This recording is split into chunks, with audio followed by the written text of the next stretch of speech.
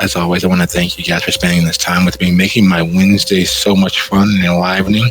Give me so many migraines occasionally with fear for what may happen to our coterie.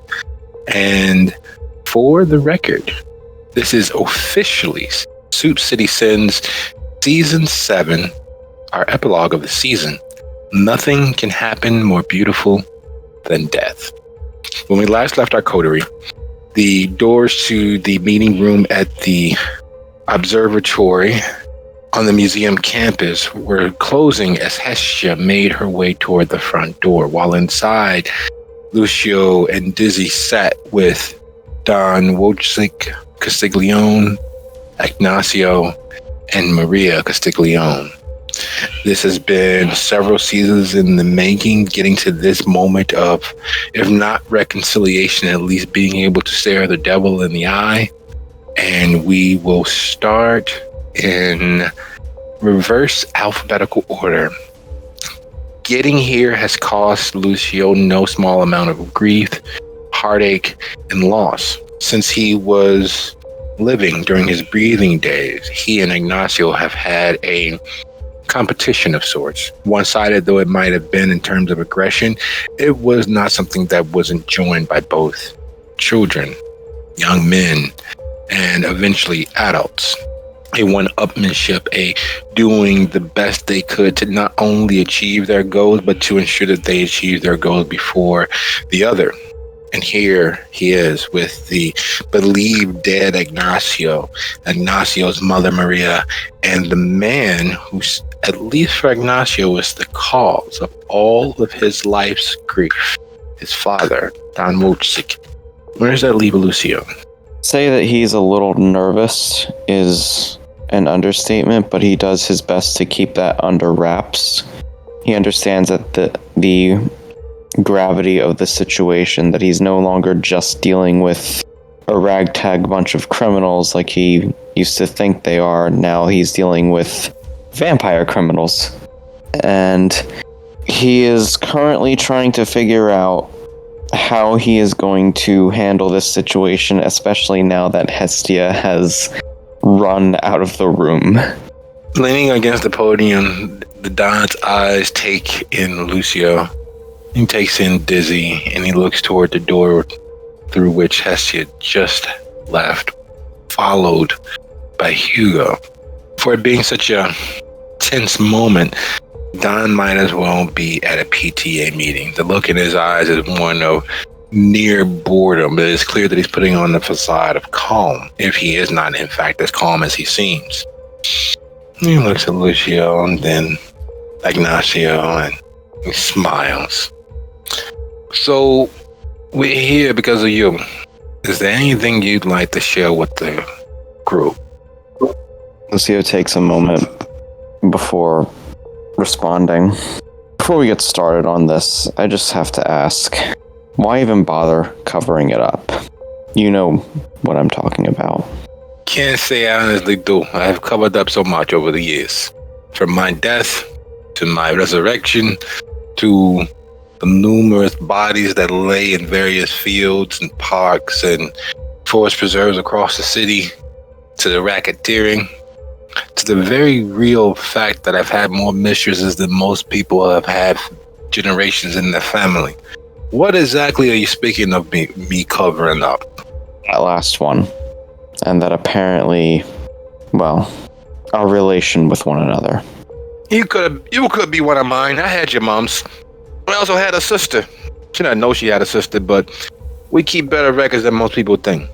So let me get this right. Everyone's admitting to it except for you.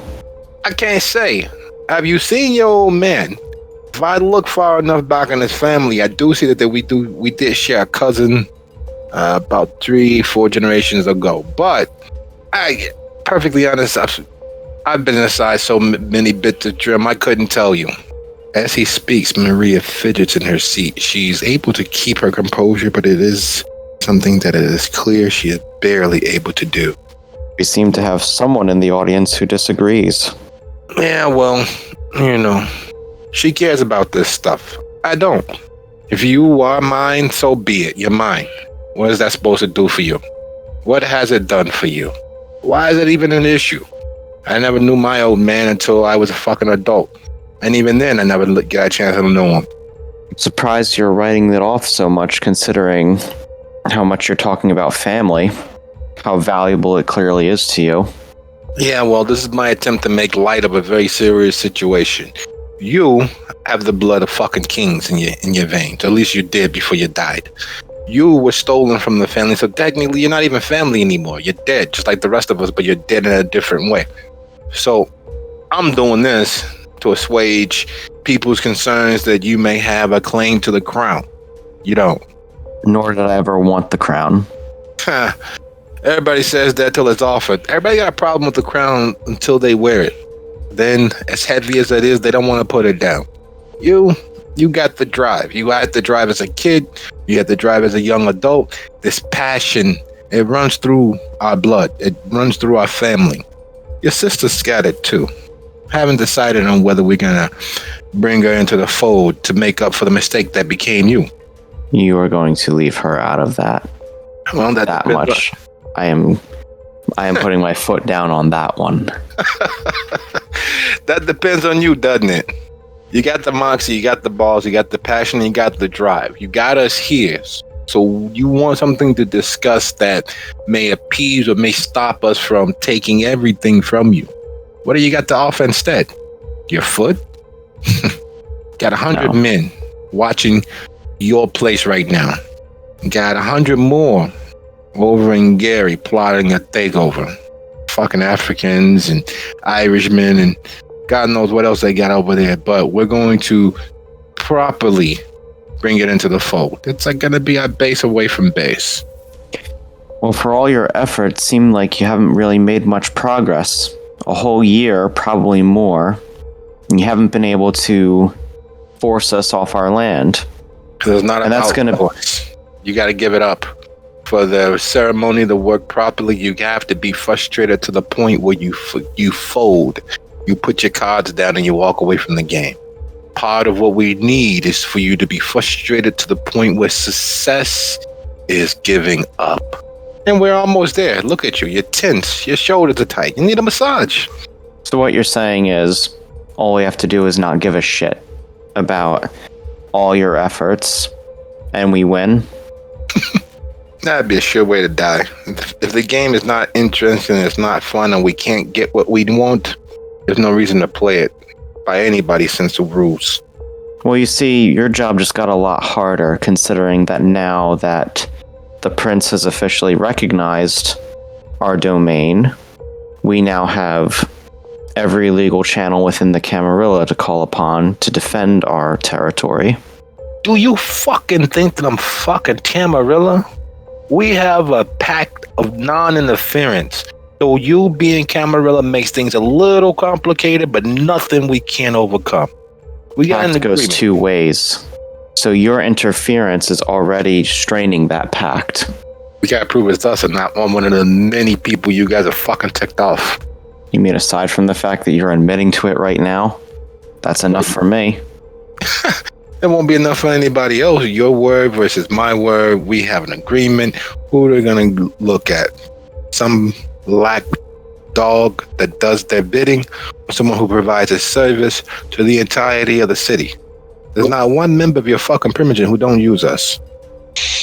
Dizzy takes that as her cue to start recording on her phone in her pocket, by the way.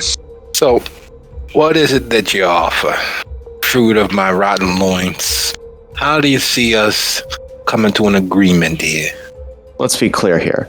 We could go on and on trying to measure our dicks against one another like this all night, and then walk away having achieved nothing and continue this stalemate for, well, we live forever, so quite possibly until the end of this city. Or we can come to a arrangement, a mutually beneficial one. We have something you want. You have something we might want. Let me guess. You want me to make sure that we stay away from your family, make sure that your sister grows healthy and strong and continues living and breathing. And for that, you're going to offer us what? Well, actually, what we were going to ask, although I'm glad that you offered this in addition, is help against another enemy. You got that many enemies that you need to turn them against each other to keep yourself safe? Who's this other enemy? It might be fun. Laura Blakeney. Your sire. You want us to go after your sire? Are you fucking crazy? I want you to help us against the Sabbat and whatever the hell they have planned. And potentially what other enemies we might have. Theist, possibly a mad Tremere. You know, come to think of it, we really do have a lot of enemies. In exchange, we're willing to provide limited access to the haven, to the shelter. It's like you're trying to put a lot of stipulations on a big request. I don't know if we're really gonna consider that. But what do you consider limited access? Your people, your clan, can visit on limited days in limited numbers. The specifics we can work out. They'll be under our supervision when they do so. And for God's sake, make sure they feed before coming in. Yeah, you're definitely one of my little squates. Look, how about this? I'm sure you got some sort of traps and security all set up to make sure that none of us can come just kick open the door and take what we need from the place. Sure you got some sort of mystical mumbo jumbo hoodoo to keep us from tapping into all of the hell that exists there. God knows Capone did before he made sure you guys took over for him. So, you remove that shit. You give us access first full moon of every year. Every other full moon, full, complete access, i.e. we come, we go, we don't stay.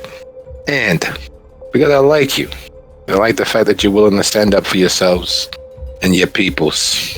I'll sweeten the pot. I'll stay away from your family. I'll stay away from your sister, my daughter. And to assuage your concerns, we'll put Hugo in place to help. He's good with managing shit like that. That pigsty that you guys have turned it into. I'll get you the resources you need to keep all of those homeless dregs fed, maybe even employed a little bit, and take the day-to-day off your hands. And as he says that, he rubs his hands together and we shift our view. Hestia, it has been a very long time since you've been this on edge without there being blood on the wind. The last time you've lost this much grasp on your composure, while you managed to somehow through fate or luck stop yourself from killing those men, it was a very dicey situation. It was very close. It was a clear, foregone conclusion that you would have ended someone's life. She, having stalked out angrily with her little blade trench coat kind of flapping behind her as she does, feeling Hugo very close at hand, teeth gritted, kind of growls under her breath, "Touch me and I rip your arm off and beat you with it. I need space."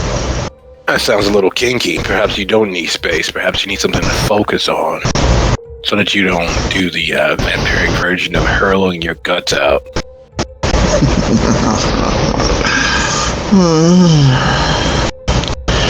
Try me and I rip your throat out.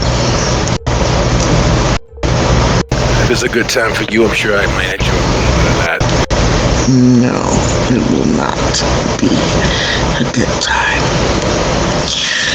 How do you know? Have you tried? When was the last time you had any good blood? Unless, of course, it's not your thing. Stuff in your mouth. Well, there was that mystical elder woman that I drank down that night. She was kind of yummy. So you like something a little softer, huh? Yeah, she was... Have you ever seen that show, Kung Fu? She was like that. Nah. Believe it or not, I like period pieces. Specifically English period pieces.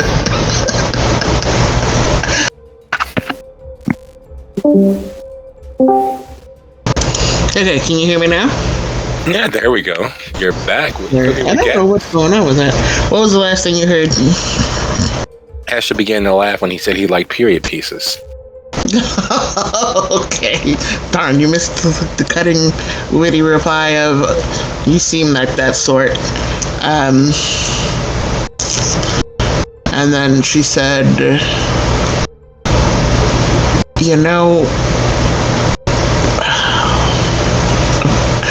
it's funny. I felt guilty for sending that boy to his death.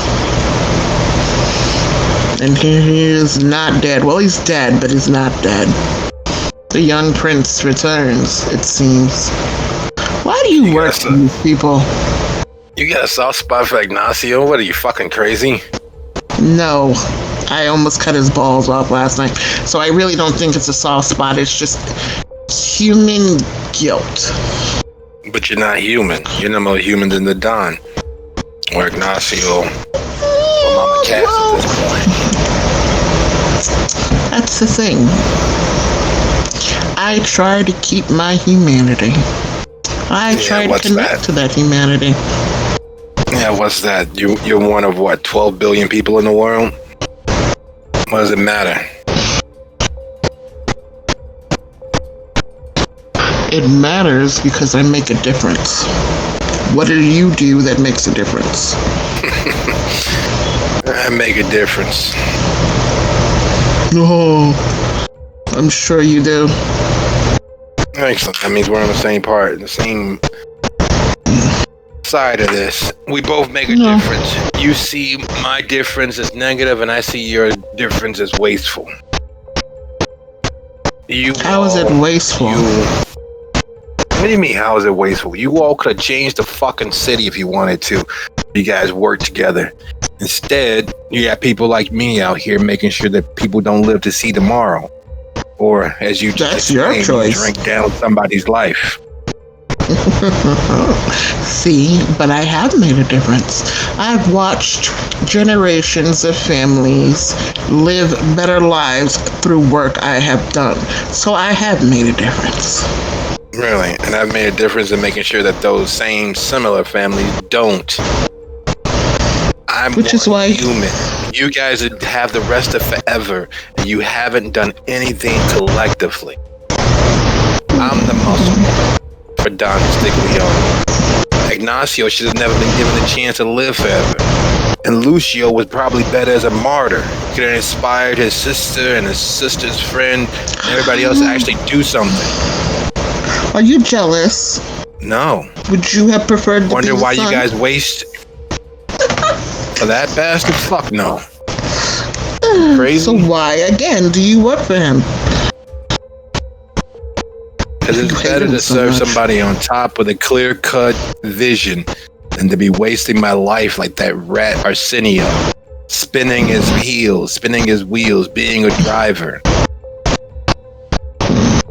I do think there's a goal in the mission that I take part of. I yawn over dramatically and kind of do the where, rub my eyes at him. Yeah. You got a smart fucking mouth, and that's fine. But you know that it's true. You all spin your heels, running from fire to fire. And what do you really accomplish? How do you move the needle? Everything I do, everything that I've done has moved the needle for Don Castiglione. So that's the point Everything then. Maybe you've we done should kill you. is wasted. You're welcome to try. Oh, am I?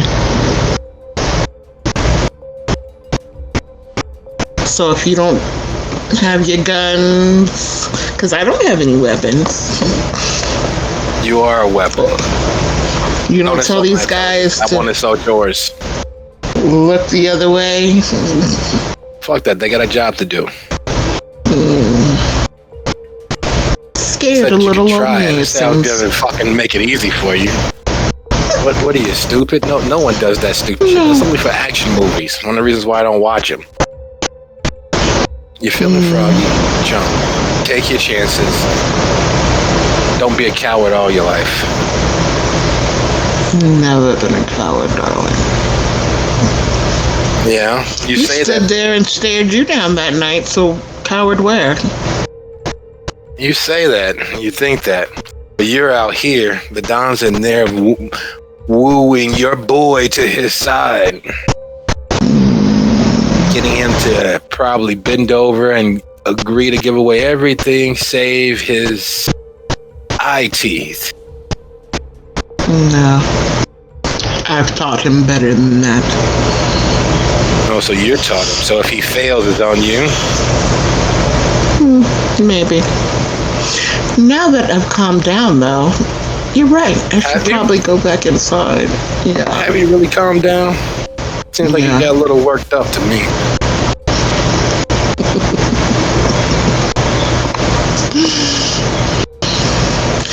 And Hestia's face switches to that calm, cerebral it normally is.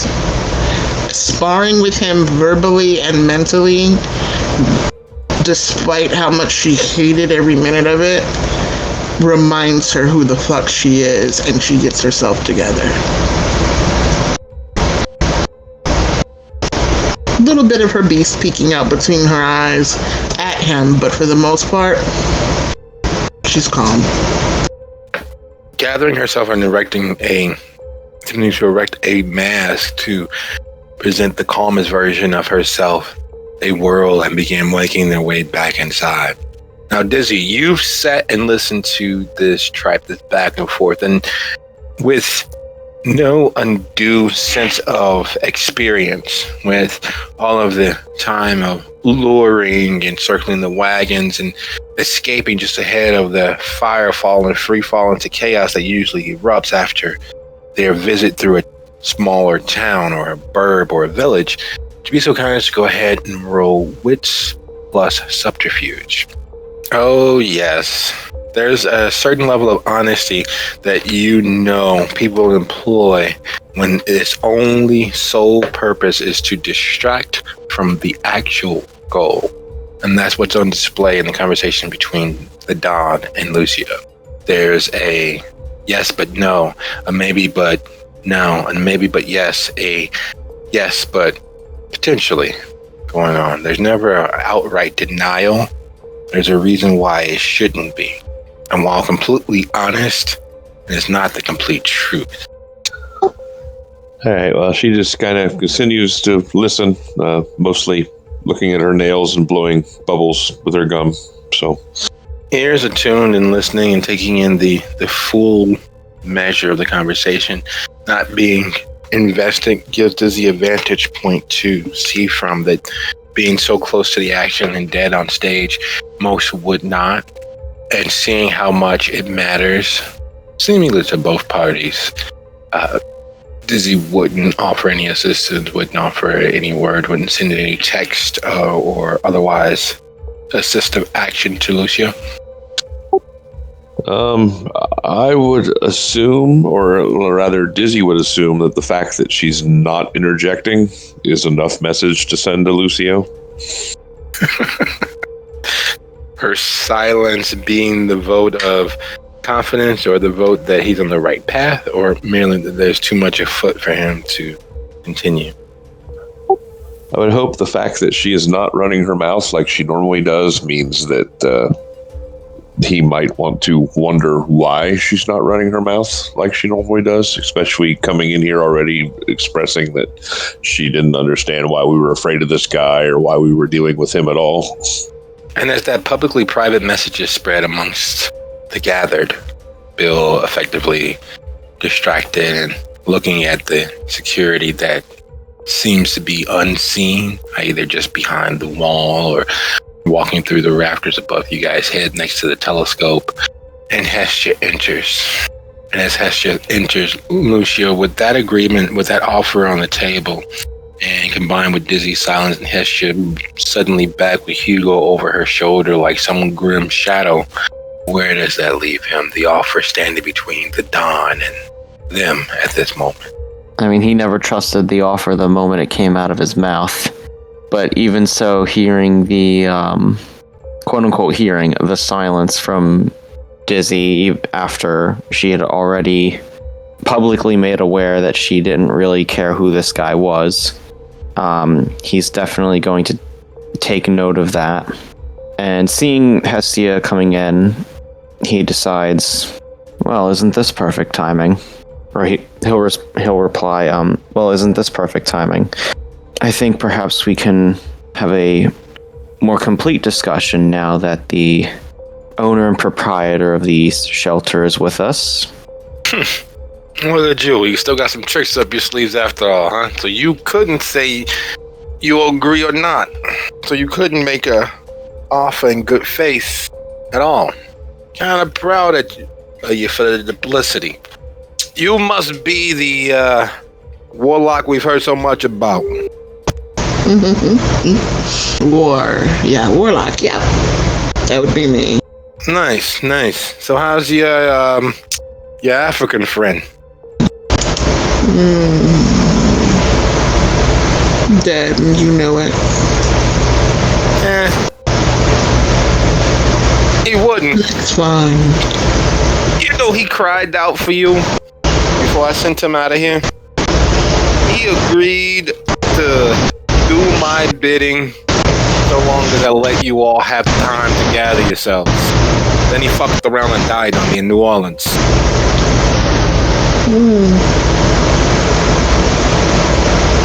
Funny that. But we've been fine without him, so. You all think so little of each other? Dad is dead. You know, there's a whole world out there of the dead. Yeah, I know. We're on top of a nexus of their souls, so I'm aware just how many dead there are. And that's just a fraction of the amount of dead that just passed through there. Crazy. So Lucy here was bartering in bad faith on your behalf as to the reason why we're here. You got something to add, something to detract, or is this situation a go? No, it's not in bad faith. I trust him enough to know that he would not make a bad decision for our group. But I'd still like to run through the terms to see if I agree or not. Well, the question now is, being as he negotiated on your behalf, that's between you two, not my problem. However, what is my problem is the reason why you, as the owner of the listed owner of such a thing, are willing to sit down and try to talk about it. What is it that you are hoping to obtain? It'd be perfectly plain for you to leave us the fuck alone. Well, I have not actually bothered you in the last couple of months, maybe half a year. And that's perfectly fine. We like it that way and want it to stay that way. So you'd like to keep this level of non-interference. So what are you willing to offer? Because Capone kept my people from taking what was ours there where you currently are. He's reportedly dead. You guys are in possession. You kind of want our property back. You want to just give it up now?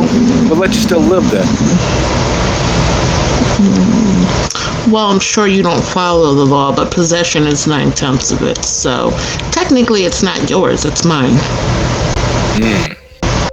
Says the what's the popular word now? Colonizer. You colonizing it with filth and trash and the discarded and forgotten. You're shamming the building. You know that place used to be a fucking palace. It used to be a hotel for the finest, the richest, the elitists. Now, homeless people live there. Karma. So, again, balance. Balance how? What do you think is balance about what you're doing? The richest to the poorest. Yeah, you're keeping it looking like a dump, but where's the balance? I don't see what you're talking about. My point, my reason is simple. You have something that we kind of want. You want to be a good person and just hand it over. You get to still live there. Or you got something else planned? See, the thing is, you act like I don't know there were other nexus points. What kind of warlock would I be if I didn't know there were other nexus points? So why does it specifically have to be this one? You could pick any other building you like. So could you. No, I like this one. This is where my people are. I built that up from where it was before. Actually, no, there was nobody there when we moved into it. So what was to keep you from taking it back then? Oh yeah, that's right, you were in jail. You like asking questions you already had the answer to. So that being the case, again, back to the question. What are you willing to do to keep where we are now, where we stay? Lucio asked for my help to deal with your enemies, his sire. And he mentioned Sabat. So what are you willing to offer to keep things where they are? I'm sure he's already mentioned the whole domain thing, and taking it that you're smart as you are, say that has no bearing on you. But I think it does. Because he's still the prince of this city.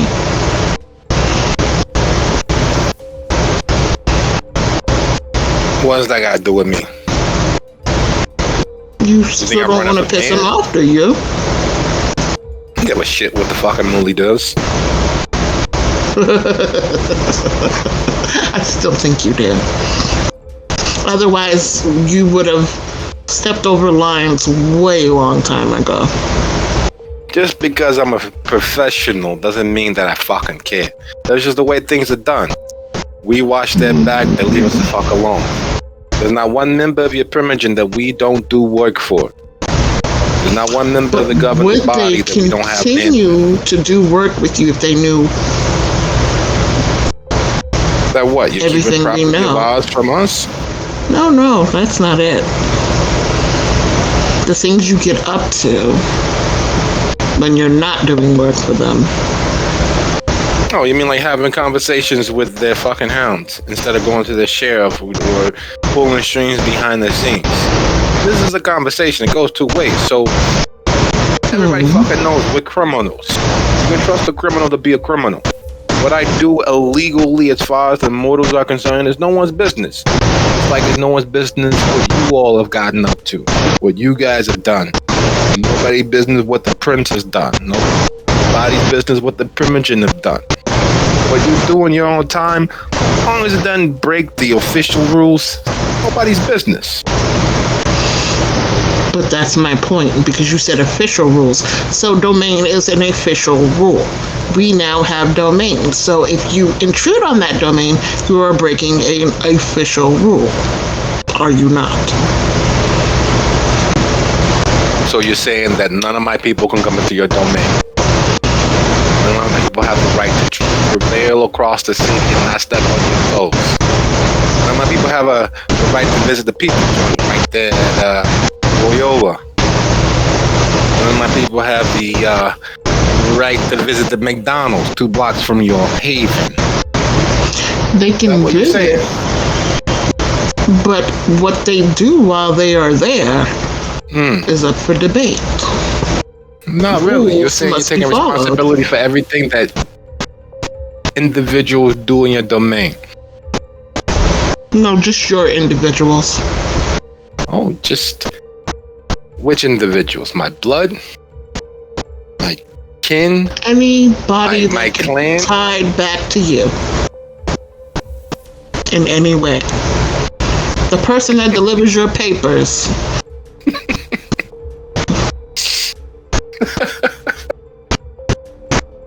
That is a riot. So I suppose after it's all said and done, you're claiming that you would take it as a personal grievance if anyone connected with me in any way, shape, fashion, or form enters into your domain. No, like I said, they're free to come and go. It's what they do while they are in our domain. And if they were to do something that you find disagreeable, Then it would be handled as such. how would you handle it? I need to know these I don't have details. to tell you that. I have my ways. Just like you have yours. Here's the thing, Cobra Commander. I get that you're not a guy that owns a lot of reading material where the pages aren't stuck together, but if you want to come to a deal tonight, maybe you ought to unstick some and read what's on them to us. You got a mouth. Let's see what that do. What do you mean by that? What are you trying to say? Spit it out. Spit it out. I'm saying that you ain't amount to a pile of bug shit in the grand scheme of things. So, if you want to reach a deal with us in our domain, then you need to come clean and put your cards on the table and quit acting like the world's greatest douche competition is happening right there on your side of the table. You all are fucking a riot. All right. So here's the thing. Your building, your haven, inside your domain, wasn't Capone's to give. I need you to give it over. You don't want to give it over? Fine.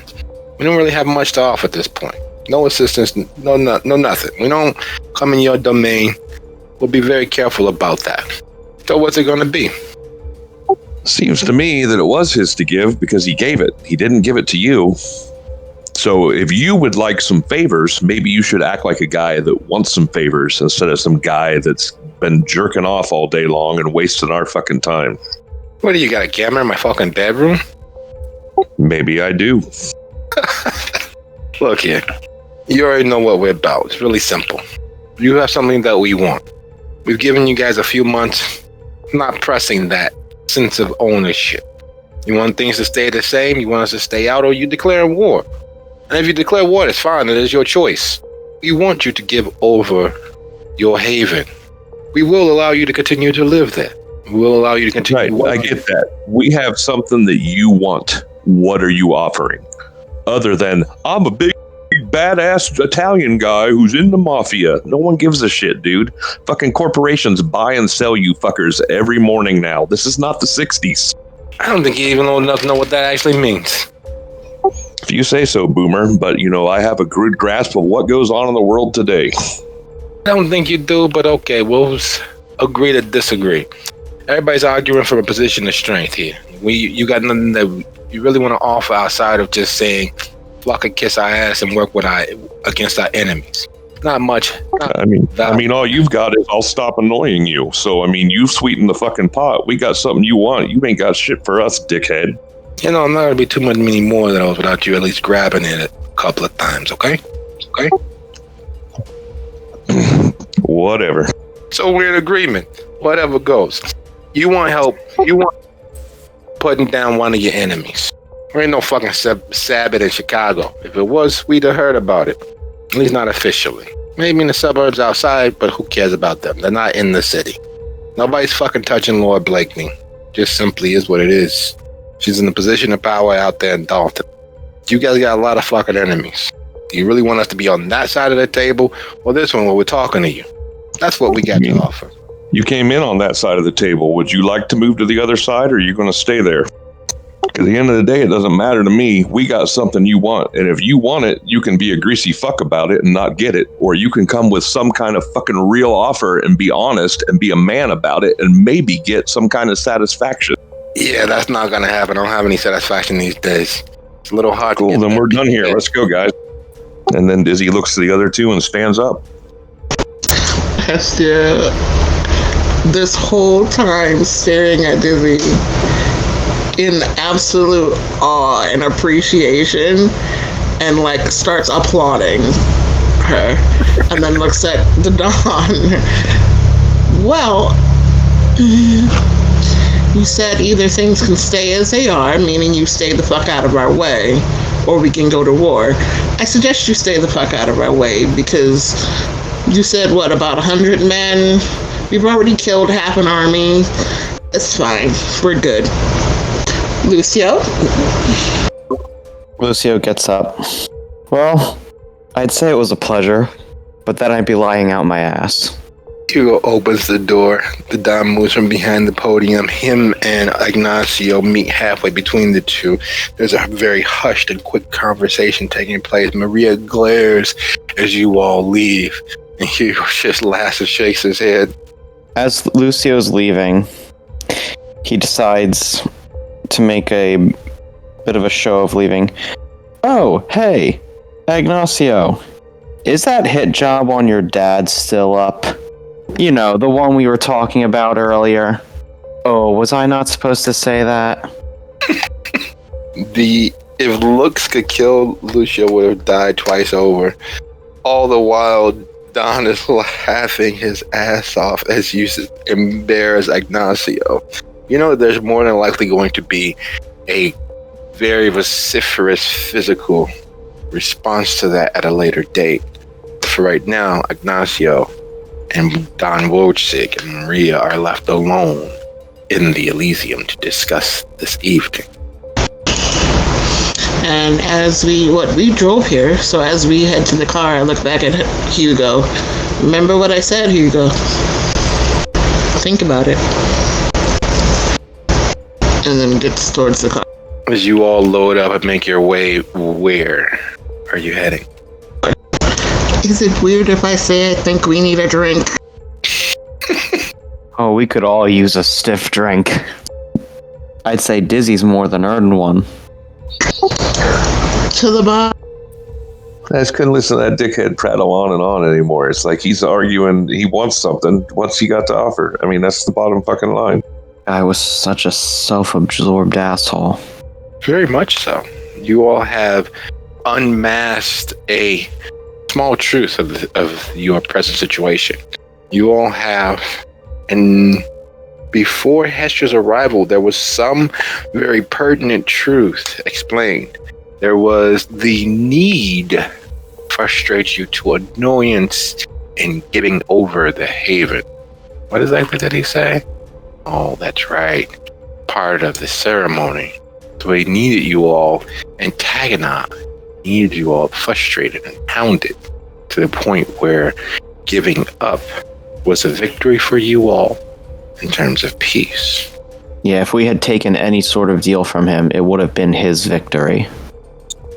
Well, now that it's our domain, any sort of effort that he makes to harass us within it has greater ramifications than what we can bring to bear.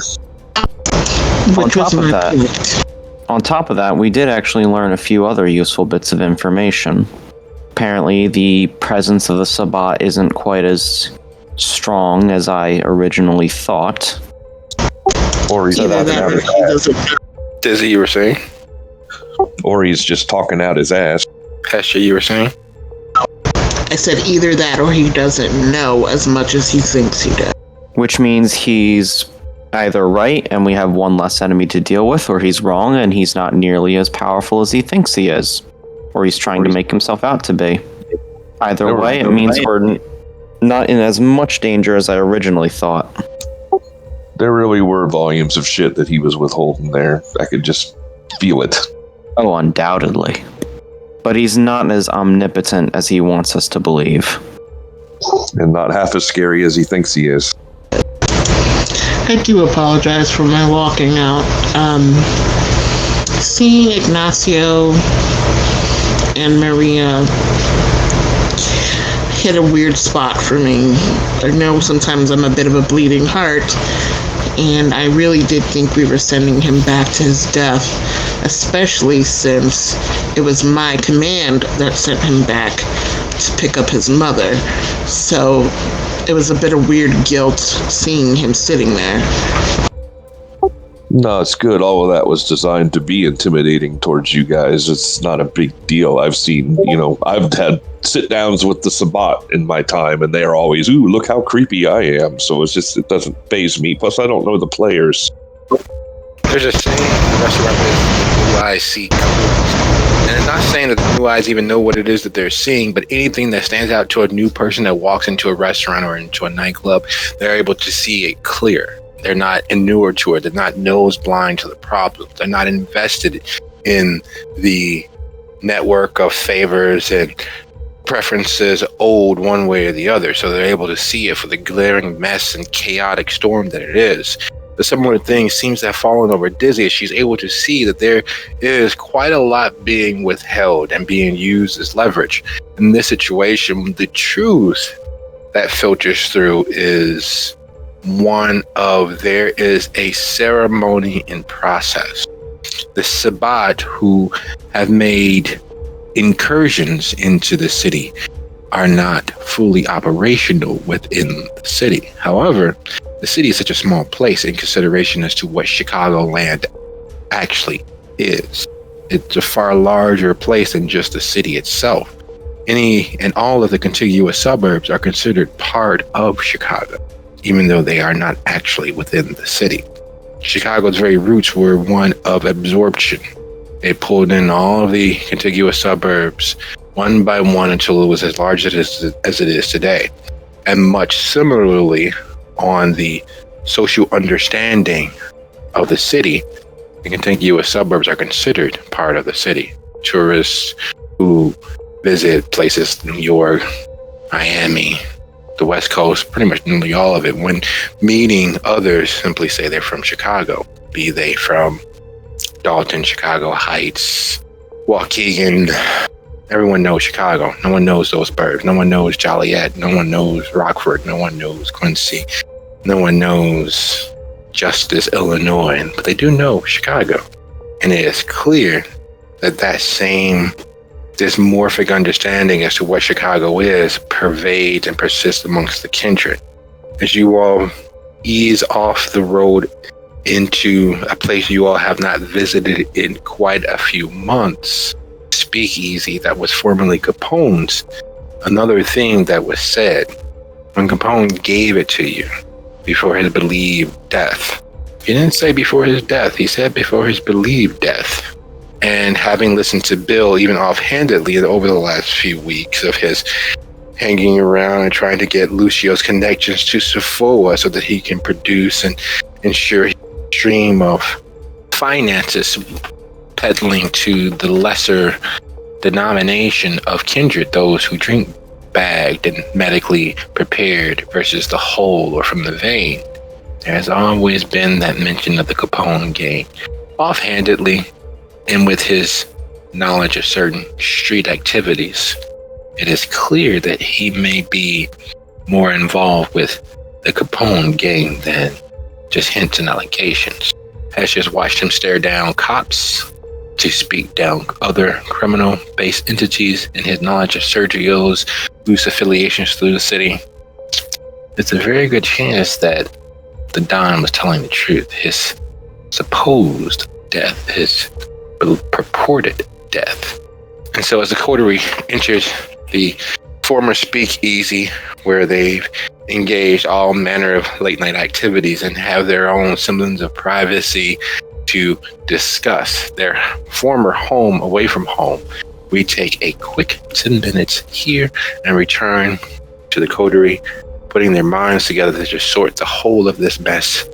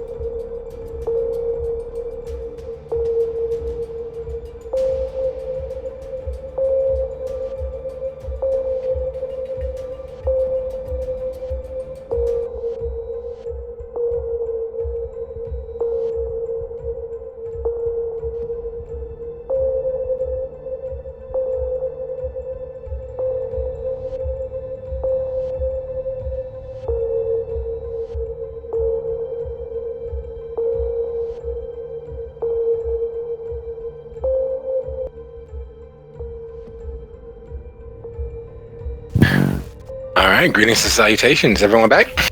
I am here. Thanks. That's coolness. Hess, we got you online? Yep. All right, so settling in at the booth where formerly there was Joseph and Cameron and Julius and Simone and Hestia and Lucio. There's now Dizzy, Hestia, and Lucio putting their minds together to overcome and to make sure that the victory most recently experienced in putting the Don in his place is a full-fledged one and not a pirate. See, I don't know that douche, but hopefully I didn't screw us, guys. I think we're screwed either way. But honestly, good show.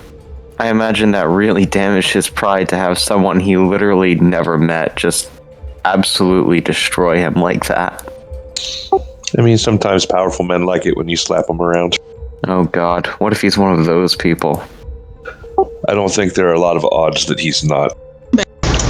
Hestia, just like, even though not human, and blush of life kind of starts happening because she's blushing now and looking down at her fingers on the table because there's something else popping into her head. What's up, girl? So, speaking of weird, kinky things, I guess, had a moment outside with Hugo. God, what did you do? I thought you needed a breather. But he started arguing with me, and I started arguing back, and it got all weird and vaguely passionate. And I thought about biting him and killing him, but kind of fucking him too. I don't know. That's generally frowned on at Elysia's, I think. Well, now we know what kind of guy Hestia's into. But then, okay, see, let's go back to the point.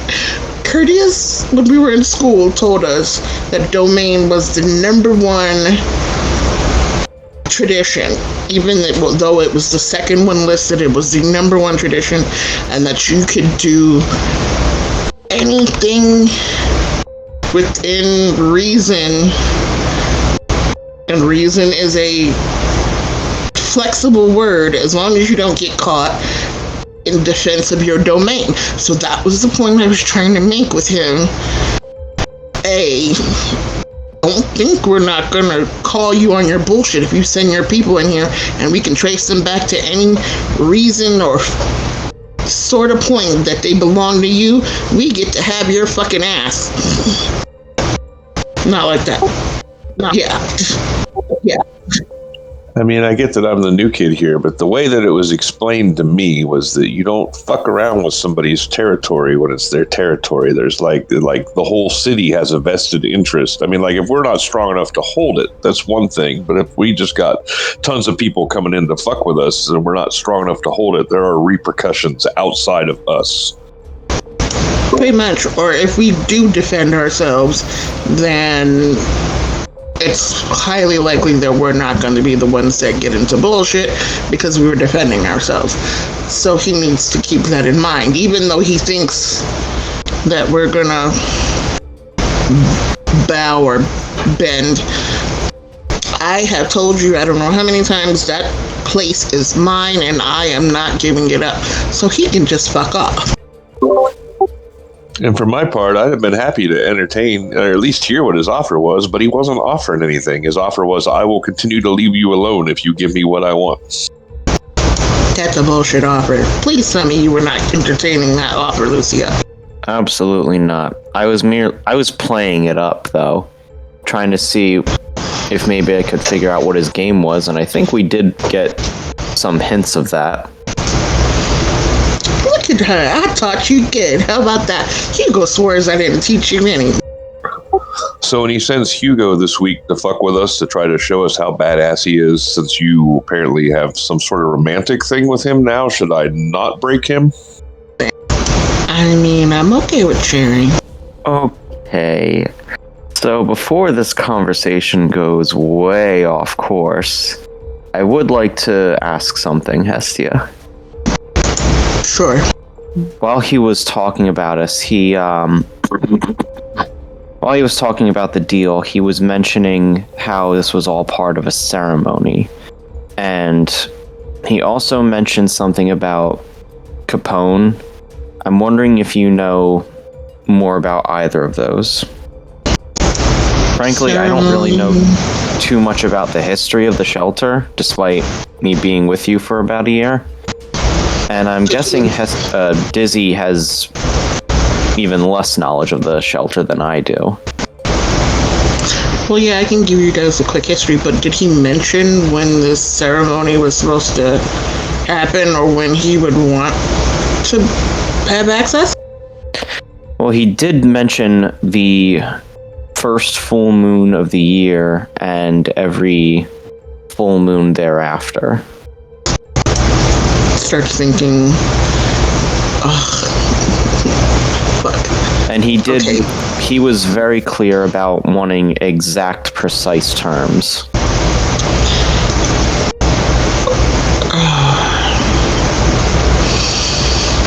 Okay. The Nexus is a fickle thing. We were, according to him, given the Nexus by Capone in some way, shape, or manner. And I have to look back through the records to see if that's true or not. I'm guessing it might be, but it wasn't Capone directly, though I've never met the man, so I wouldn't know. But the person we were working with had a different name, so we were given the money to open the place under my name and Simone's name, as long as we promised to do our best to keep it running and not let it fall under. There were terms. I gotta go look at the contract again, but that was important to him. And the full moon, the first full moon of the year, I think it's the wolf moon. I'd have to look again. Oh shit. The lupine thing again?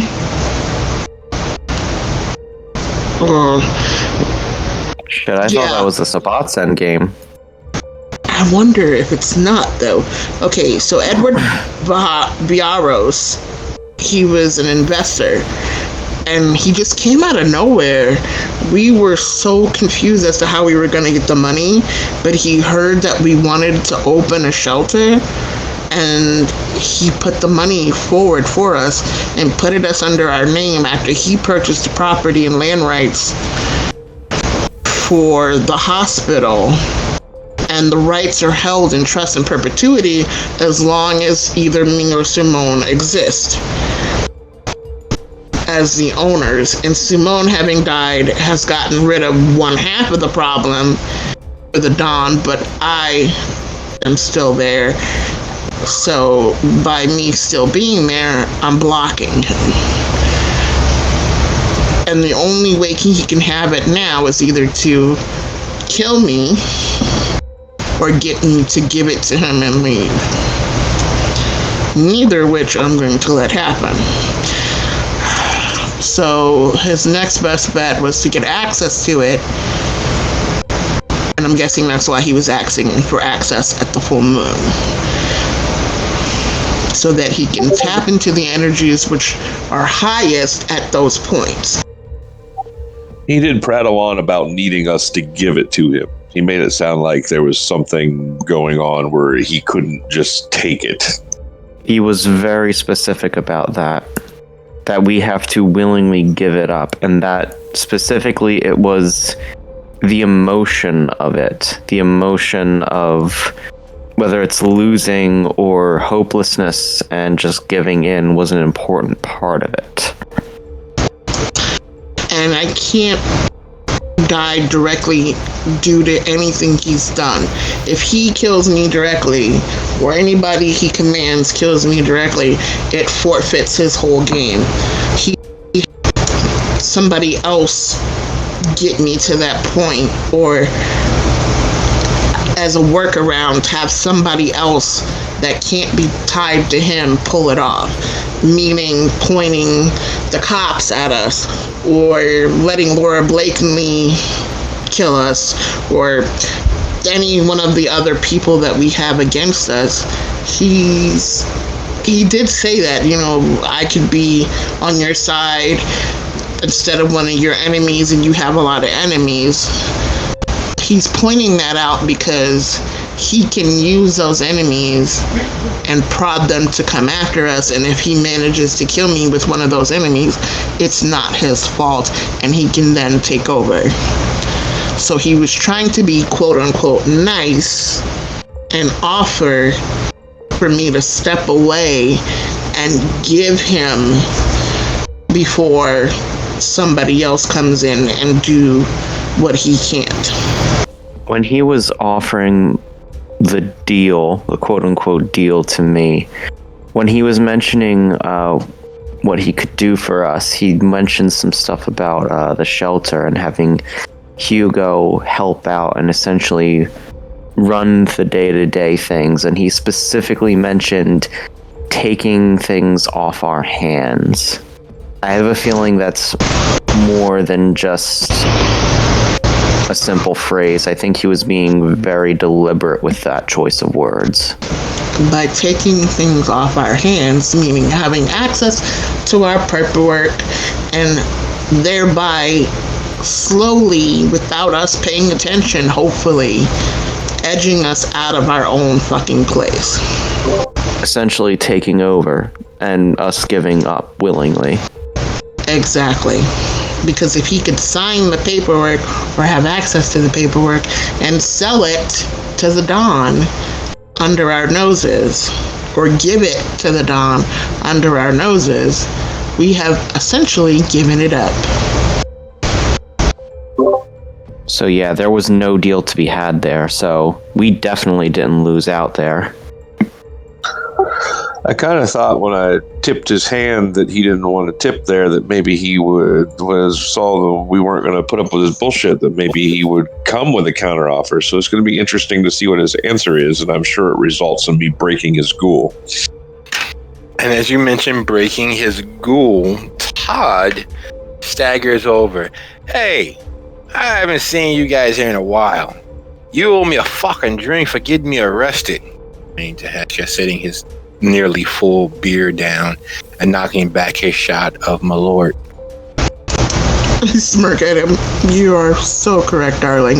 Let's go get you that shot. I do owe you a drink. And I look at the other two.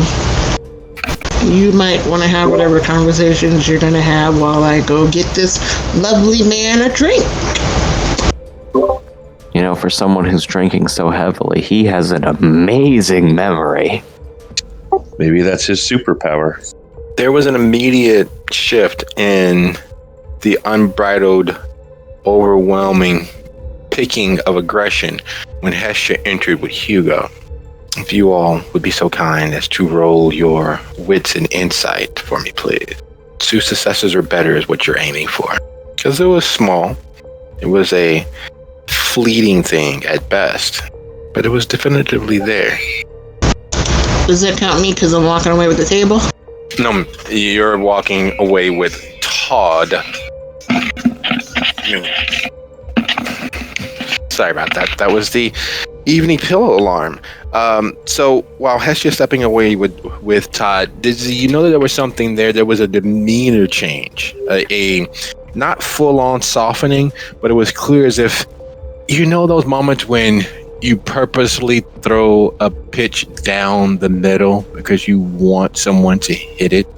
You want them to pop it up so that you can get a double play or maybe a triple out of it. That small change happened the moment that Hestia returned to the meeting. Lucio, you know for a fact that you caught a fleeting look from the Don to Hugo when he returned with Hestia, and all too devilish smirk, as in, now all the players are here. Which makes his honest ass kicking all the more glaring. There was a plan at play to continue frustrating and annoying you all, to get a rise, to get you all off kilter. And instead of falling for the bait, Dizzy stepped in and changed the game. But there was a plan in play. What could it have been with Ignacio and Lucio and Maria, his lovely wife, and Hugo there all at once? It's hard to say for sure, but we've already established that Ignacio and Maria being there were meant to unsettle us, and Hugo was already getting under Hestia's skin. No, every bit of that was designed to throw us off edge from where they chose to sit and everything. It's every vampire meeting goes like that. I think maybe it might have been more specific, because remember, there's more to this with them, because of that whole ceremony thing that he mentioned, and of course us having to give over the shelter willingly. I think maybe he was gonna try and have it happen then and there. Try and just annoy us essentially until we finally give it over. I mean, that's possible. I don't understand or pretend to understand any of this mystical bullshit that they're involved in, but I mean, clearly there are conditions for victory that he has to adhere to, so. Right, but the problem with his plan was that he didn't account for all the variables, because he knows me and Hestia, he knows how to unsettle us, but you and Bill are new. He hasn't met either of you as far as I know. Well, now he's met you, but he has no idea what you guys would be unsettled by. So the spell couldn't work. You know, we've been hanging out for a while. I'm sure you've picked up that I'm not nearly as vapid as I let on. Oh, absolutely. That's kind of what I did with my group before. I'm always the wild card. I'm the stupid girl with the blonde hair and that giggles and blows bubbles and drinks beers and doesn't know what's going on, but then they let their guards down because I'm too dumb to pick up on everything, right? Right. Like I said, I mean, I don't understand any of this mystical bullshit for sure. But I mean, every bit of that was designed to get a rise out of us. I'm not sure what their end game was, but obviously he was hoping that we would be off kilter enough that he wouldn't notice that he was asking for everything and offering nothing. Yeah, remind me in the future, if we ever have any run-ins with them again, I need you with me. If I had to wager a guess, and I don't really know the guy as well as you guys do, that his next move is to remove me from the equation. And as that very chilling thought settles in, as Dizzy thinks about all of the people who would not receive or will not receive a semblance of justice, all of the people who are still being used and disabused of their very humanity at her new haven, the thought of all of the many souls that will scream in near eternal torment if she is removed from this moment. It is quite heady. And speaking of heady, at the bar, Ty is normally, I've already had like 3 bottles, but I have been really, really good.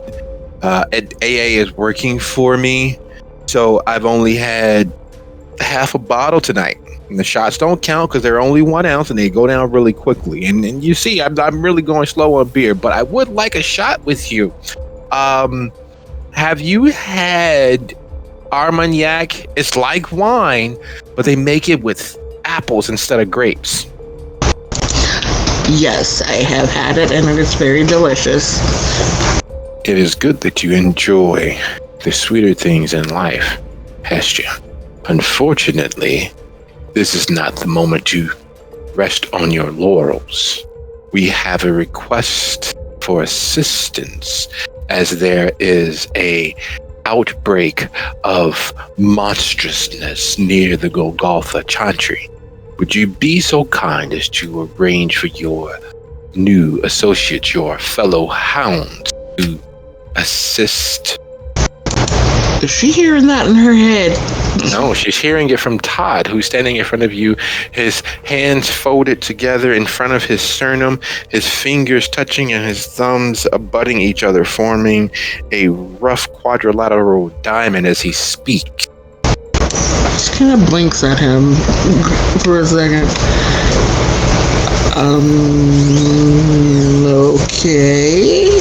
Oh, quite right. I do apologize about the borrowing, but I could not be there in person, and cell phones are to be distrusted. Dubiard?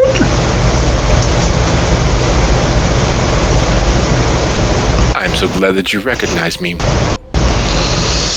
Okay, that's creepy. Anyway, yeah, I'll go get them. So Golgotha, you said? Yes, unfortunately, the Anarchs are not to be as trusted as we had believed. Their interference caused quite a few souls to escape, and we have yet to find the anchor point, nor the blade. We're still searching for it. Strange. Don't forget And yeah, that I so realized... Armagnac is made with apples. I don't know if you've had that or not before. He must have known that she was about to cuss him out for trying to kill her, but anyway. He just kind of tries to smile at Todd and looks at the bartender and like, yeah, give him another. And Todd, sweetheart, you're gonna have to drink by yourself. I got an emergency call while you were talking. Oh man, that's not cool. Well, yeah. Yeah, it's on me. It's on me, I promise.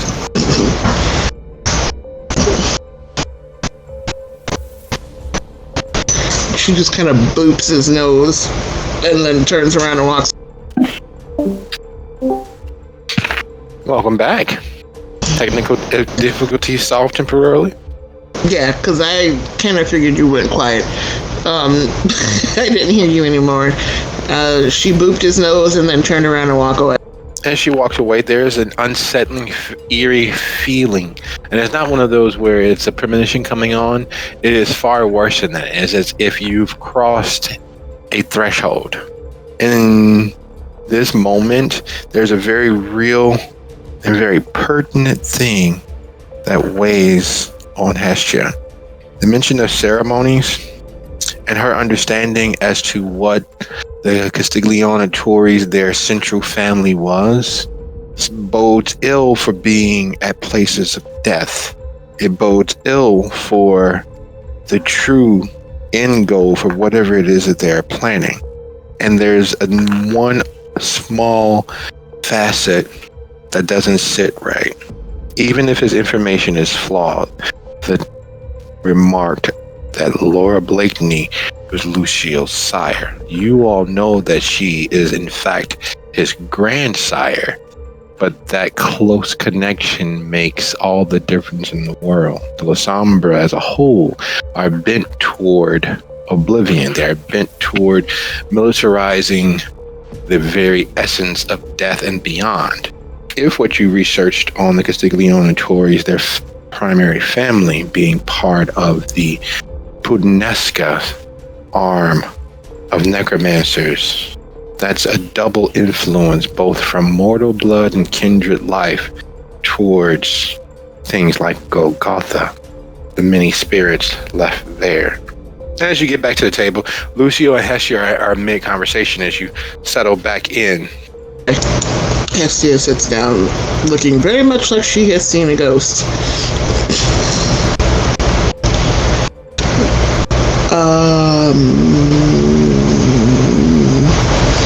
What, did he hit on you or something?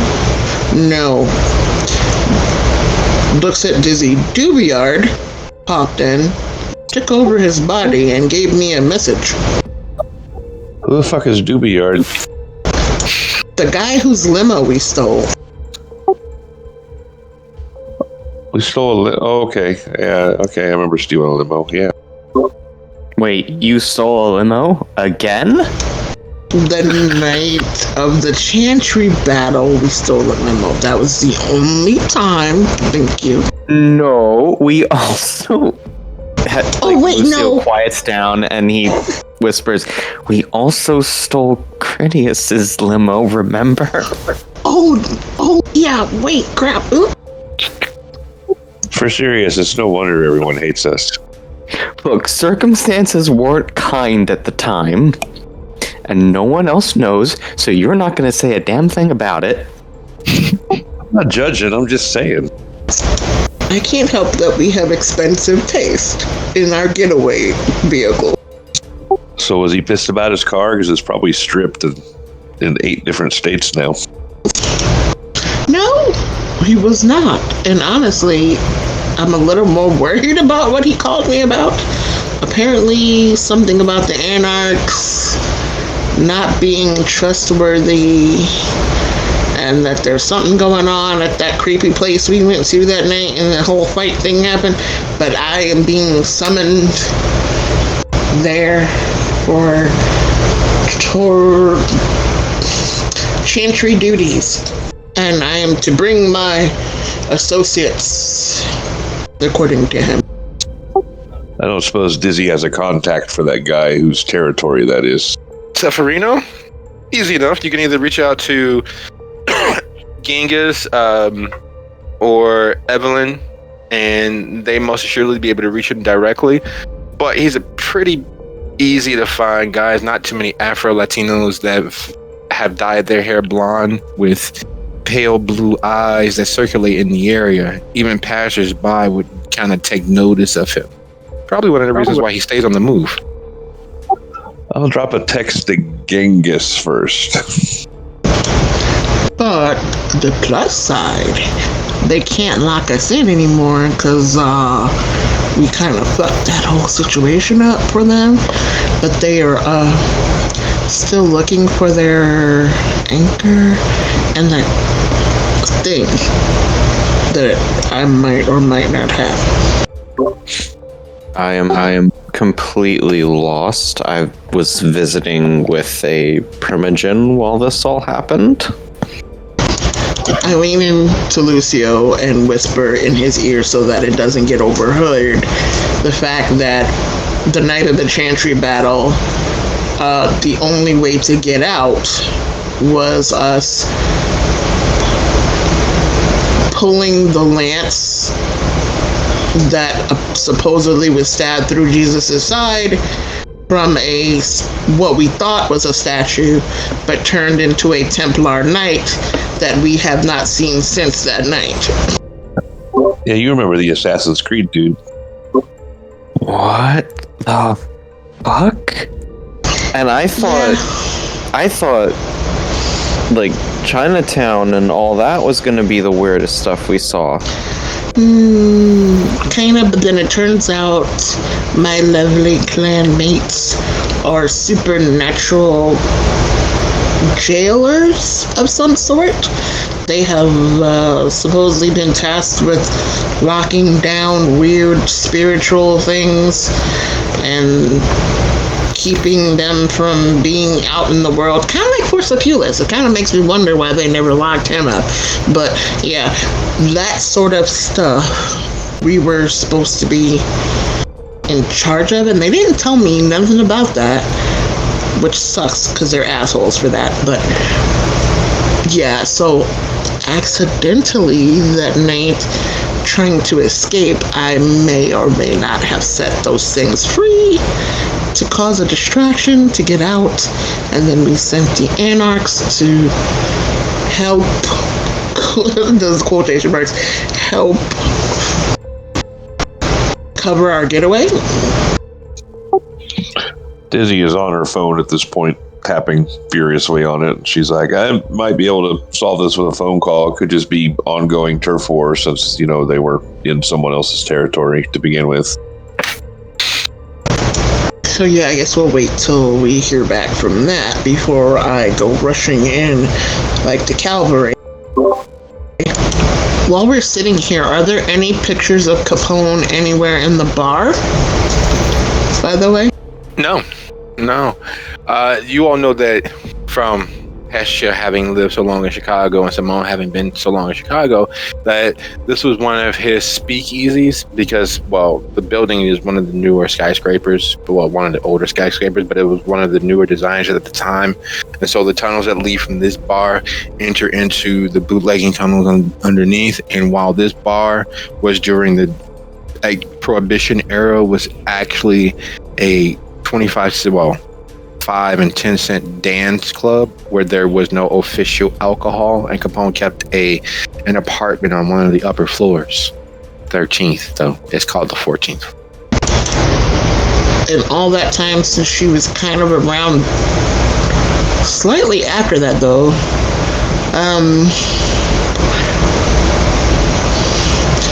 I don't know, because I'm trying to think, would she have found out what he looked like? Because I'm trying to compare that to the guy that she knows as Edward Villaros.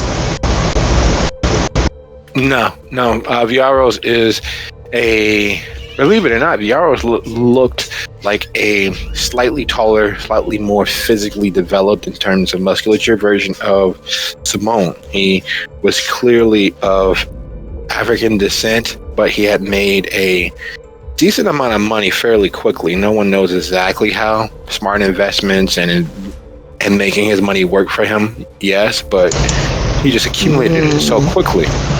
Suspicious. Now that I'm thinking about it. Because how did Capone give us the building when we got the money from Villaros? Is Hestia saying this out loud? Yeah.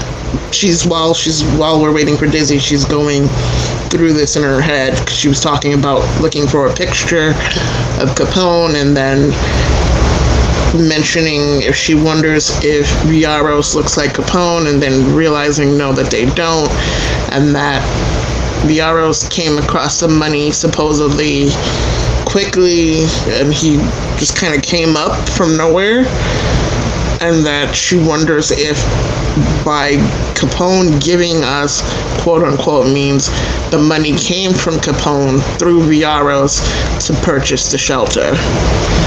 When was Capone supposed to have died, though? Well, a long time ago, but if you're listening to The Dawn, only 10 years ago. That's right. Even if he's dead at all. Purportedly died right around the same time that Prince Jackson took over practice from Peterson. Supposedly, he was Alexa's first job as Scourge. And we know how thorough Alexa is. Genghis sends the number, but you know from him saying that he's in a moot in Gary, a gathering of all the local Bruja to discuss where they are going, well, all the local anarchs to discuss their next action, their next big move, that he himself is tied up. And if Seferino, being a recognized Baron of Riverdale, is radio silent, it's a good chance that he's in the midst of either something dangerous, deadly, or a combination of the two. I'll reiterate that I get that, but it's important. Yeah, he not a problem at all. He actually forwards you the numbers. Like, it's no big whoop. You're connecting a known hound to a baron directly. It's almost as if he's done it repeatedly before. It's like mixing oil and water and expecting to come out with something more than just a salad dressing. Well, Genghis is Genghis. So I will drop a text to the new number and say, hey, it's Diz. The troubling and unsettling 3 dots of death are there. He hasn't even read it, but the message has been sent. His phone is clearly on, if not vibrating to the point where someone would notice it. But it is clear that whatever Seferino is actually in the middle of, it is taking his focus. No one likes strange numbers, and with the number being connected with a text, the first response is typically what's going on, what do you want, what do you need. Instead, there's a silence, and it's that silence that lets you know in every movie and every book, it's quiet, too quiet. And with Dizzy having been up close and personal to Chantry members in their own element, it would be very easy to be caught off guard by someone with any semblance of skill. such as Dubiard. It would be very easy to be quickly overwhelmed or have the tables turned if they were prepared for you. You've seen what Hestia has managed on the fly in regards to boiling other kindred's blood, and you've seen what they as a whole consider a pillow fight amongst themselves. Okay, so he's not responding yet, which I'm not super concerned about because he doesn't know my number, but I'm going to assume that whatever's going on, they're in it. So when we go there, are we rescuing him or are we rescuing them? Well, I don't know. I mean, we're being called for aid, but if that's recognized as his territory, do we have jurisdiction there? I doubt the Tremere really care. And the Tremere are considered tower residents or citizens, and if they are calling me and the hounds for aid, then that means I guess we have to go. Well, I mean, like I said, I'm new to all this as well, but like if someone comes into our territory and starts shit, and we go to handle it, and the other person calls in the authorities to deal with it, even though we're in the right, I mean, are the authorities going to show up? You know, that's a good question, but I think it's happened to us before with the cops. Yeah, but, you know, that's you know, the old world. In our new world, things are different. I mean, I'm not saying we should ignore the call, but, I mean, there could be some jurisdictional issues. Aren't they? I mean, aren't we kind of soft on that whole dissenting faction here? Granted, and you have really good points, but I think if I don't show up, there's going to be some bullshit on my end, and they're going to start looking at me with a magnifying glass because why did I not show up when I was specifically contacted for help? No, I get that. You're in a position on two different levels. So I'm not saying we shouldn't show up, but I'm saying maybe we should not go in guns blazing. Maybe we show up more as a mediator than, you know, let's cord and roll some drunks and throw them in the tank. Sounds reasonable to me. Reasonable, very much so. I don't want to go in swinging. I want to be peaceful tonight. Well, you know what they say, if wishes were fishes, we'd all live in the sea. And as you all take the drive back out to Riverdale, having a better understanding as to where the Chantry House actually is, it is very clear and easy to see that it's a secluded area. The block around it, being as desolate as it was chosen for not the decor, but because of the silence. It would be very easy for violence of a certain type to get out of hand very quickly without there being those pesky nuisance of kind witnesses around. And as you all ease to a stop in front of the Chantry, that is very much what is taking place. Dubiard and 4 of the ranking members of the Chantry are standing in the doorway, which is no longer as strongly warded as it was, as Seferino and 6 of his associates have decided to speak and talk, though their definition of talk seems to be being punctuated by crowbars and bats. And while you can't typically kill a kindred with several severe beatings, it would most assuredly be a lesson in cordiality, to say the least. Before we get out, Hestia looks at the other 2. So, you know that show Cops? Are we like the cops in this? Are they like the drunk Florida people? More or less, yes. Crap. So Alright, let's do this. Dizzy will slide out of the car and clear her throat, say rather loudly, "Hey boys, did someone order an Uber?" Something like that, chica. What's needed right now are for these fucking warlocks to get the fuck out of here. Whatever they've done, whatever they were doing, has fucking poisoned the water. There have been 14 deaths from various illnesses that have not been around for at least 5 decades. Whatever happened here last week was fucking too much. We did no such thing. We were not responsible for whatever happened to those kind. Shut it, Charles. We merely want to remain in peace. We have not violated any crimes. We have not perpetuated any wrongs. It is very important that we maintain this site lest something worse happen. No, we've had fucking enough. We've been kind, we've been calm, we've been cool and collected. It's time for you guys to go. Because Lucio isn't quite clear what's going on, he's going to activate Oblivion Sight to see if he can actually see any supernatural Hujamawets that's going on. Oh.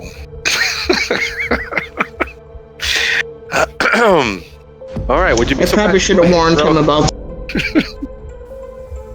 Meanwhile, Dizzy will.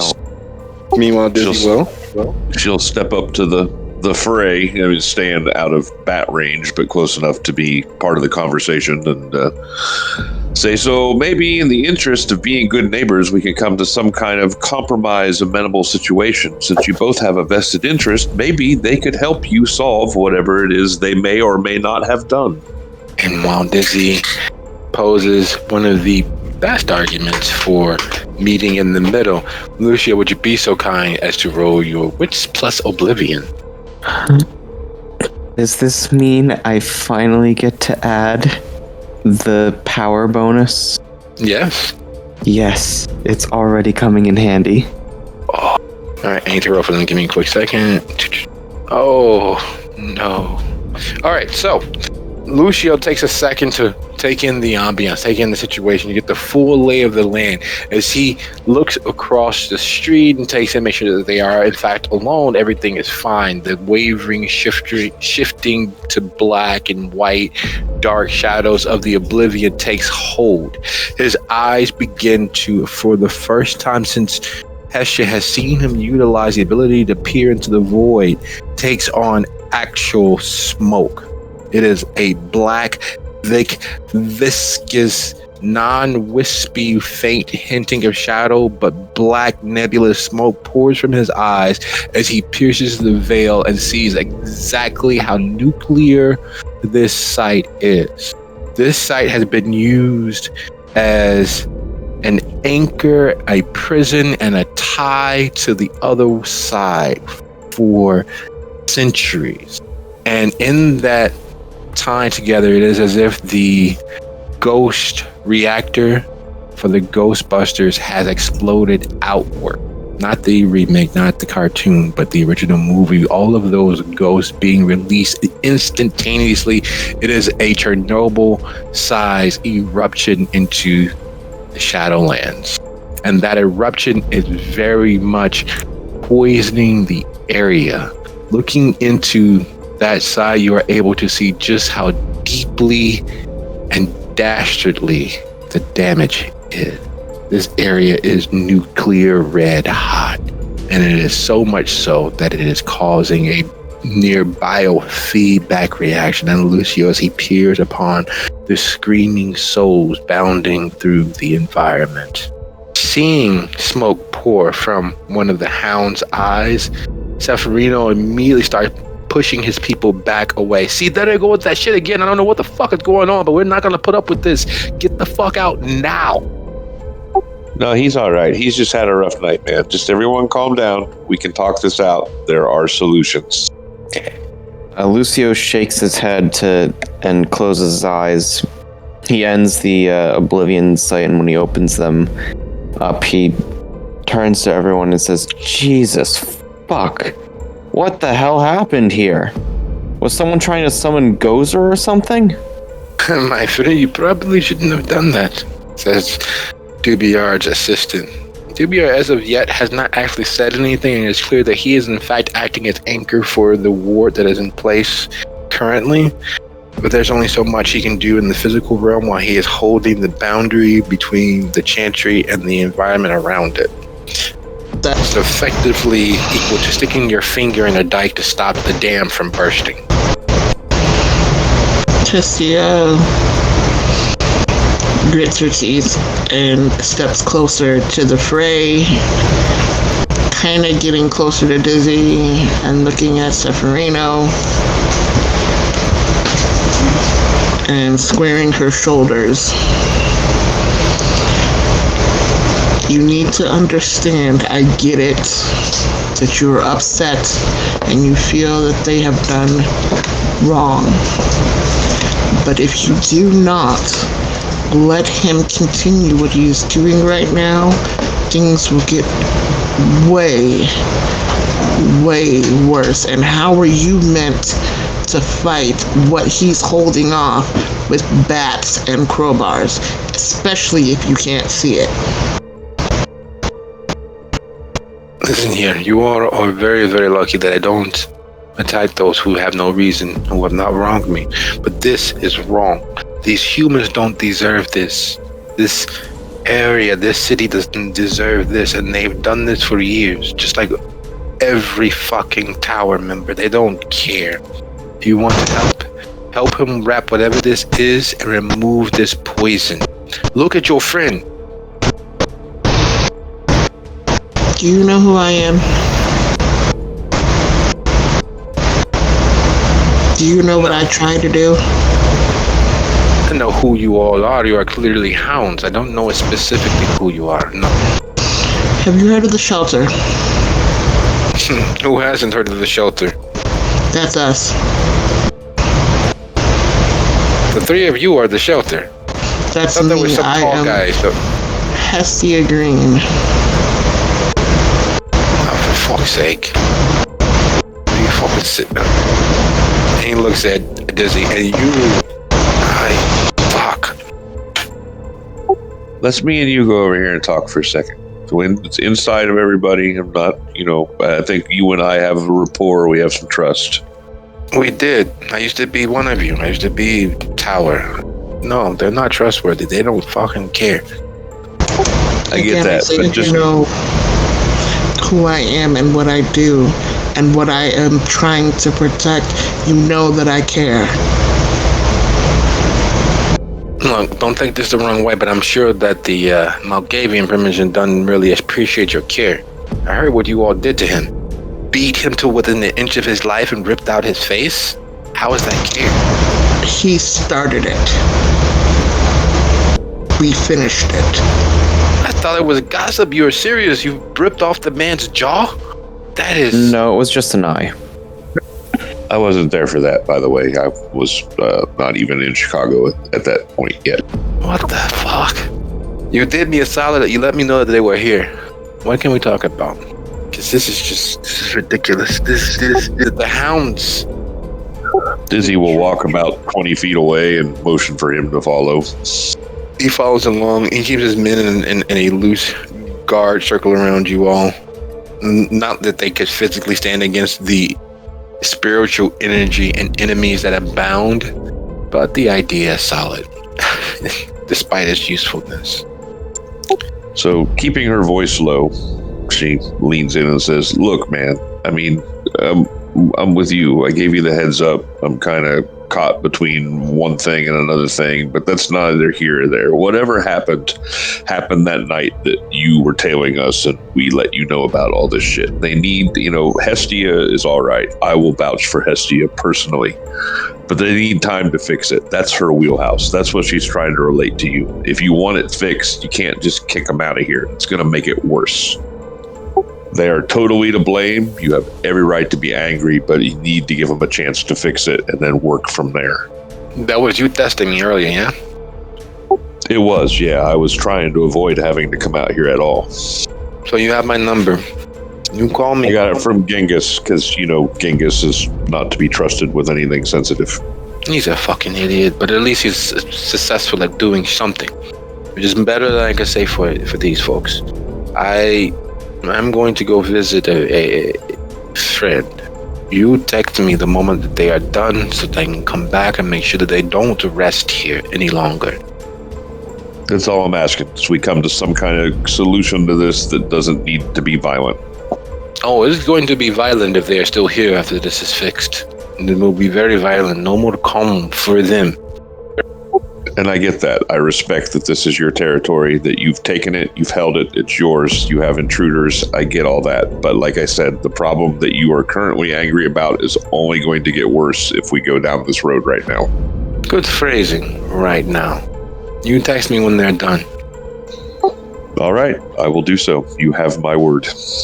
While at the chantry door, it is clear that Dubiar, for all of his skill and all of his experience at practicing this, is, again, not to beat a metaphor to death, but literally he has his finger in the dam that is overflowing around him. There's only so long he can hold it before either the dam goes or he drowns.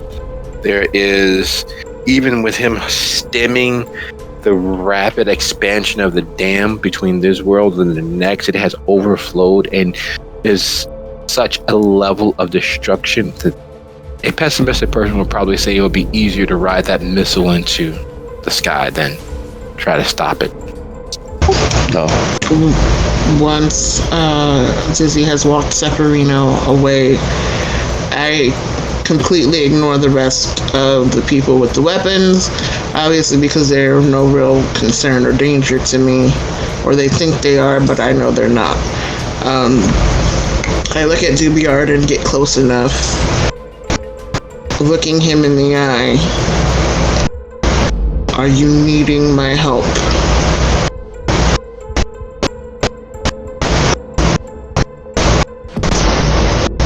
His eyes are filled with a starry sky that has no place or has never existed in the here and now. And as he speaks, his lilting accent seems to be mostly washed away. I could always use your help. Would you be so kind as to kill them? And you know that what he's suggesting is the worst. It's a quick fix. It is a horrible, horrible idea, but it is undeniably a great tool to every magician, every real wizard, every real witches, every real warlock's understanding. By them, he means his associates. If those 3 lives at the moment of extinguishment, if you're able to collect that energy, it would almost exponentially increase the person who was wielding it, providing them with a huge hammer to knock every nail into place. The cost of that is, well, damage to one's soul, and the very real fact that angry spirits only add to turmoil. Even if he's able to knock the hammers back in place and keep the building from falling in, you would be adding to those angry spirits, unless of course there's someone else nearby or who has the ability to reach into the oblivion by using something else as an anchor. Who is he asking me to kill? Because I know you said there are 4 high-ranking chantry members. Is one of them Sylvia? Because that might just sway me. No, unfortunately not. He's actually on guard duty. So these are not, unfortunately, Sylvia. You kind of know them as in that line of thought, in that bring down the pyramid, bring down the chantry line of thought that is fostered by Sylvia, but they themselves are not Sylvia. Lucio, hearing the call for death because you are standing near at hand, there's only so much of this foolishness you can actually put up with. The idea of being executioner doesn't exactly sit completely well with you. You want more death in a place overrun by spirits. Lowering his voice, I could use the boost. Hestia, I am deferring to you normally in anything regarding magic or the supernatural, but this just seems like a bad idea. I look between the two of them. Why not ask them to help you in your endeavors? Help them bolster your chain in another way. Make it, instead of 1 holding back the tide, you have 4 holding back the tide, instead of through 1 holding back the tide. On top of that, having us hounds kill for you, I'm pretty sure that would break a couple traditions.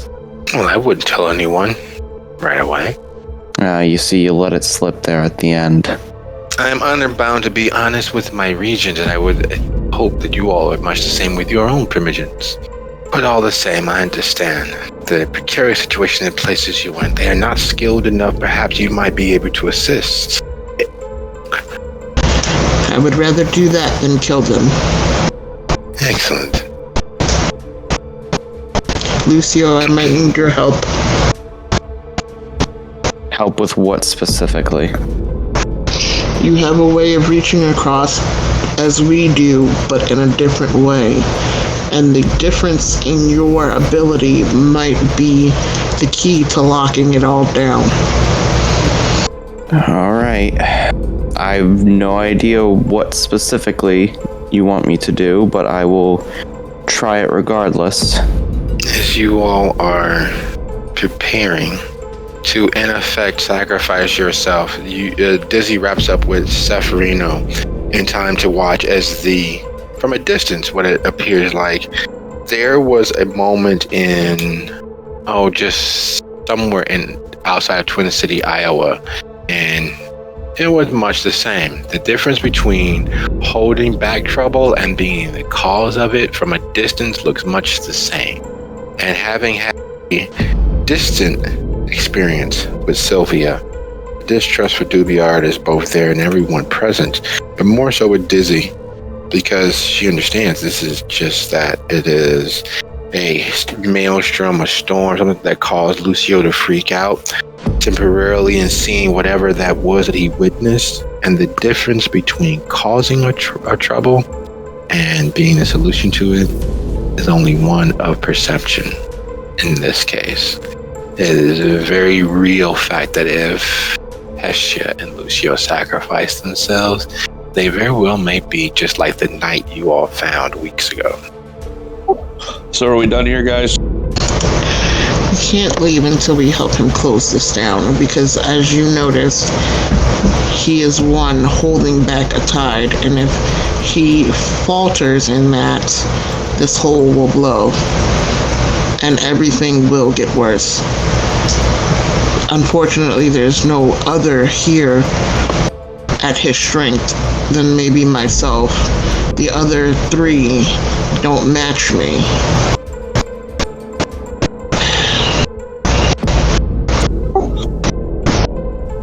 Yeah, that might be something if you take it at face value, but since my last meeting here was worked out so well and he's proven himself to be so trustable, I think we just let him handle it himself. He caused it. You reap what you sow. We'll deal with the aftermath when we need to. While she's listening to that and she's looking at Dubiard, I would like to try to reach out to Karen. There's nothing there. She said she would always be near and always be close, but this close to the blast furnace, this close to a tear or a pseudo tear or a seeming tear, she's not actually there. There's several reasons why that could be. One, there's too much interference, which shouldn't be possible with the other side being this close. Two, there's more than what it seems at play here. There's some magnified ward, much like the cells that held the souls who resided here at play, or you're already dead. I mean, that last one's technically true for all of us. Yes it is. She looks at Dubiard. Why did you have... Oh, she looks at Deucible, sorry. Why did you have Dupiard call me, of all people? Why not one of the others? So you reach out to Dusable instead? I'm talking to Dusable, because that's who's holding the door, right? No, Dubiard's holding the door. Oh. That's what I'm asking, then where's Dusable?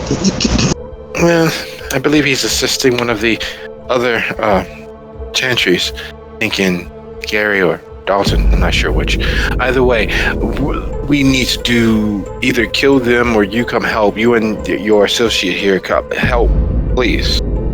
Scapegoat! Oh. Yeah, why aren't the other Tremere helping right now? I'm starting to get suspicious, and I start backing away. The moment you take a step back, you realize that there are no others there. You realize that this is very much a trap of horrible design. And Lucio, you thought that he was gone. You thought that he had been consumed. After all, once the spirits are over and done with, there shouldn't be anything else left for them. They're pulled into the maelstrom of the other side. You know, I thought I had you motherfuckers cold. I don't know what y'all did to get me from out of this place, but it was helpful. Thank you very much, motherfuckers.